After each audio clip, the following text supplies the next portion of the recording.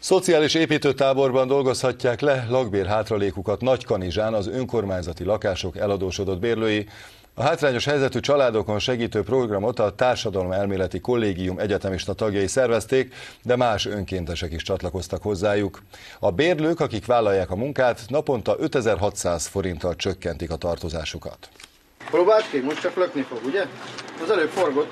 Művezetők irányítják a szociális építőtábor munkásait Nagykanizsán. Ezen a lakótelepen 180 család él, többségük segélyből. A bérlők összesen 12 millió forint lakbérrel tartoznak az önkormányzatnak. Valamit elhalaszt az ember, és nem fizeti be, mert már nem tud más csinálni, mert a gyerekének viszont enni kell, hogy adja.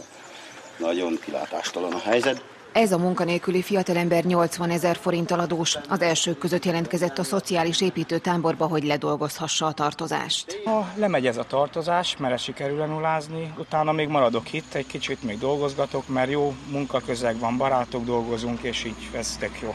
A szociális építőtábor a Társadalomelméleti Kollégium ötlete volt. Ha valaki dolgozik azon a házon, ami nem az övé, de lakik benne, az végül is elszámolható valahogyan, és a végső célunk is valami ilyesmi lenne egyébként, hogy az önkormányzatok a karbantartási kötelezettségüknek ilyen módon tehessenek eleget.